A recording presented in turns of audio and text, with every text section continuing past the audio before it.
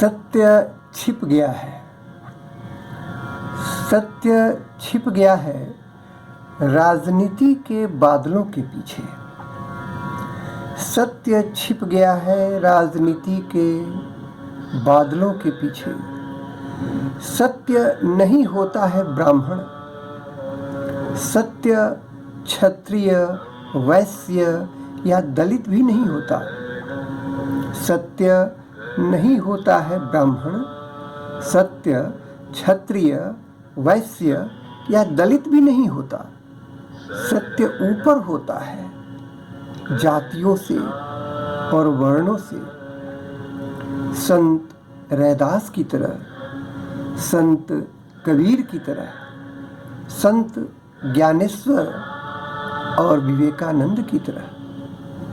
रामकृष्ण परमहंस ने पा लिया था सत्य को। रामकृष्ण परमहंस ने पा लिया था सत्य को काली की मूर्ति में और मूर्ति के बाहर भी।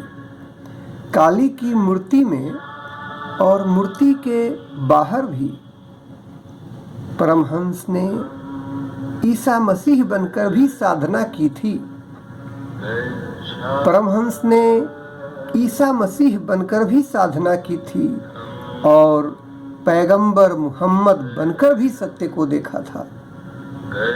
मैं भी खोज रहा हूँ सत्य को बरसों से, बचपन से ही। पूजा के घंटी की आवाज़ अच्छी लगती है मुझे और दूर से आती मस्जिद के अजान की आवाज़ भी। पूजा के घंटी की आवाज़ अच्छी लगती है मुझे और दूर से आती मस्जिद के अजान की आवाज़ भी। मरियम की गोद में लेटा यीशु भी प्यारा लगता है मुझे। मरियम की गोद में लेटा यीशु भी प्यारा लगता है मुझे। अंबेडकर भी सत्य के ही अंश थे।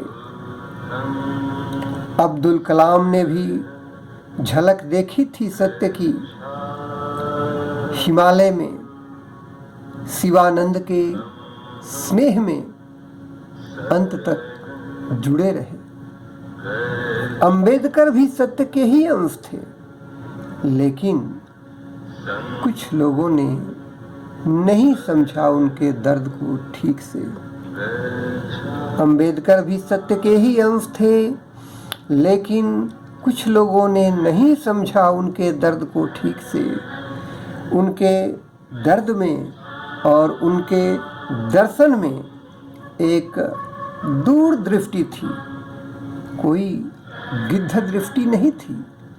उनके दर्शन में एक दूरदृष्टि थी, कोई गिद्ध दृष्टि नहीं थी। काश उनके नाम पर घृणा फैलाने वाले कुछ नेता